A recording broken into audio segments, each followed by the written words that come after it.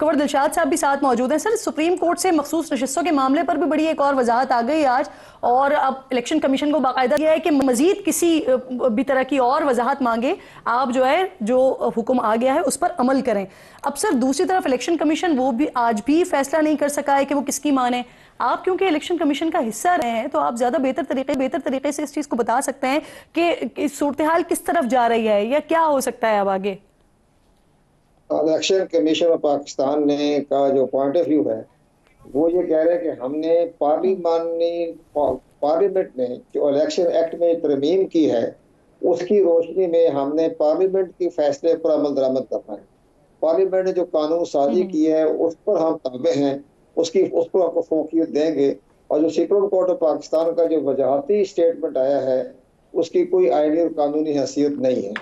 इस लिहाज से तो कह रहे हैं कि हमने जो इलेक्शन कमीशन पाकिस्तान का कहना यही है कि हमने जो सुप्रीम कोर्ट ऑफ पाकिस्तान में नजर सानी की दरख्वास्त बड़ी जामे कम्प्रीहेंसिव जमा करवाई है रजिस्ट्रार सुप्रीम कोर्ट के जरिए, तो वो प्रैक्टिस एंड प्रोसीजर कमेटी के जरिए एक नया बेंच बनाया जाए और वो फैसला करें कि जो 12 जुलाई का जो फैसला आया। तो सर, ये कहा जा सकता है कि कल मखसूस नशिस्तों पर जो अरकान हैं जिन्हें मुअत्तल किया गया था वो बहाल हो जाएंगे?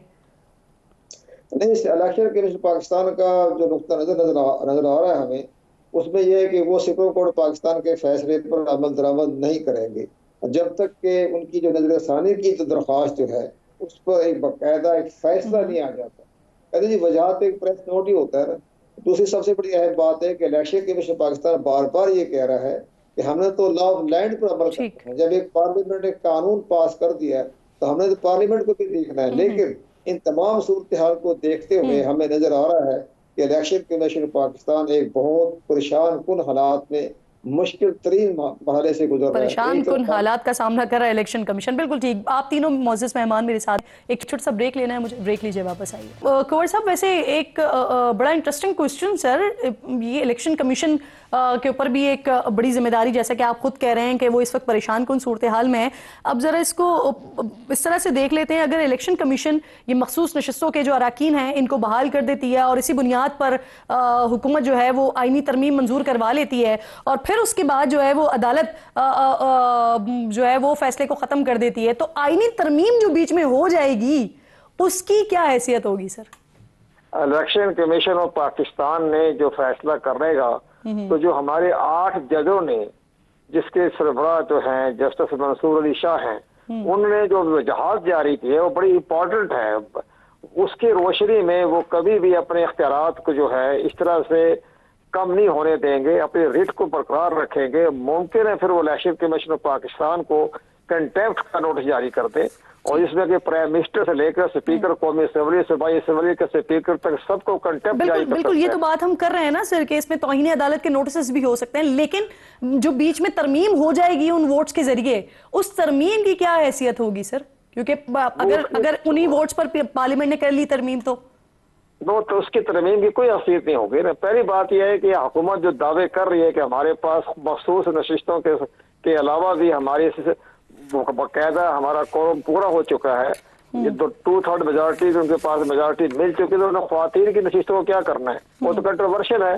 सुप्रीम कोर्ट ऑफ पाकिस्तान ने जो जस्टिस मंसूर शाह जो फैसला करना है तो बहुत इंपॉर्टेंट होगा, तो सारे निजाम ही लपेट देगा ना वो। स्पीकर कौमी असेंबली भी, प्राइम मिनिस्टर भी, तमाम जितने भी लोगों, सेक्रेटरी इलेक्शन कमीशन, तमाम लोगों को उन्होंने तलब कर लेना है।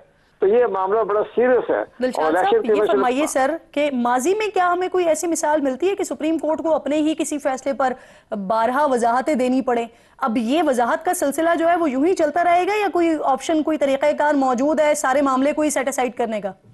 मैं उसमें सबसे बड़ी अहम बात, माजी में ऐसी कोई रवायत नजर नहीं आई, कभी हुआ नहीं है ऐसा कोई बुरहान नहीं पैदा हुआ जैसे अब बुरहान पैदा हो गया है। आप देख रहे हैं स्पीकर कौमी असेंबली ने खत लिखा, सूबाई असेंबली के स्पीकर ने खत लिख दिया, इस खतों की कोई हैसियत नहीं है। ये एक मशावरत है, लाइन दी है, गाइडलाइन दी है। इलेक्शन कमीशन पाकिस्तान के पास बड़ा मजबूत मौकफ ये है कि जनाब पार्लियामेंट बिल पास कर चुकी है, हम पार्लियामेंट के ताबे हैं, जो कानून साजी हो चुकी है हम उस पर अमल दरामद करेंगे। और पार्लियामेंट में बिल्कुल ठीक। Sir, so sorry to cut you again, मुझे एक ब्रेक लेना है, छोटा सा ब्रेक लीजिए, वापस आइए। प्रोग्राम में एक बार फिर आपको खुशामदीद कहूंगी। उमर नियाजी साहब, बैरिस्टर गौहर साहब ने एक और दावा किया है, वो कह रहे हैं कि हुकूमत के 7 अरकान हैं जो कि इस अमेंडमेंट के खिलाफ वोट देंगे। کون ہے وہ 7 لوگ سر؟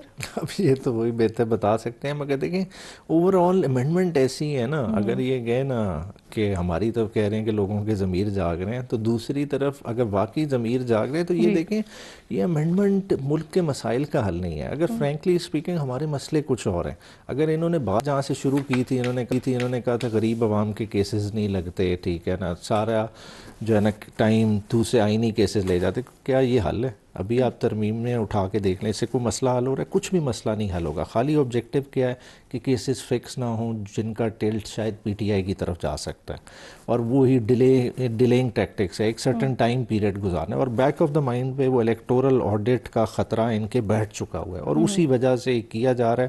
اور میں سمجھتا ہوں سنگل آؤٹ کیا جا رہا ہے کہ کسی طرح سے آنے والے چیف جسٹس پاکستان کا رستہ روکا جائے. اچھا سر، آپ کہہ رہے ہیں کہ ان کے بارے میں تو معلوم نہیں ہے کہ وہ 7 کون سے لوگ ہیں جو اس کے خلاف ووٹ دیں گے. آپ اپنے لوگوں کے بارے میں پورا اعتماد ہے؟ آپ کے تمام لوگ آپ کے ساتھ ہیں؟ دیکھیں لوگوں کے ساتھ انہونی ہو رہی ہے. مطلب دیکھیں نا، عادل بازئی ہے، اس کا کل رات بھی پلازا گرایا بلوچستان میں، جس کا نون لیگ کی طرف سے ایفیڈیوٹ داخل کر دیا تھا، اب ریفرنس موو کر دیا. مطلب اس حد تک لوگوں کو پنش کیا جا رہا ہے. مگر دیکھیں پھر بھی لوگ کھڑے ہیں. مگر میں سمجھتا ہوں کہ جو کریس کے قریب پہنچ کے گر گیا اور خان کے ساتھ نہ کھڑا ہوا، عوام جو ہے نا اس کو معاف نہیں کرے گی. مینڈیٹ کیونکہ لوگوں نے دیا اسے خان صاحب کی وجہ سے ہے. تو میرے خیال سے دیکھیں سیاستدان سیاست کرتا ہے عزت کی وجہ سے. وہ جس پارٹی میں بھی ہے اس کی رسپیکٹ ہے، وقار ہے. اگر کوئی آج پیپلز پارٹی میں کھڑا ہوا ہے یا نون لیگ میں کھڑا ہے، اس کا یہی وقار ہے کہ وہ اپنے لیڈر کے ساتھ مخلص ہے. ٹھیک ہے، وہ اگر شفٹ کر جاتا ہے اپنی لائلٹی کسی بھی تھریٹ سے، لالچ سے، تو اس کا ایز اے انسان کیا معیار ہے، اس کا معیار کیا ہے؟ بالکل ٹھیک. عفنان صاحب، ایک تو میں نے کیونکہ اعجاز صاحب سے بھی یہ بات کی تھی، جو مخصوص نشستوں والے لوگ تھے ان کے حوالے سے ذرا بتا دیجیے گا، ان کو بلایا ہوا تھا اسلام آباد میں آپ لوگوں نے؟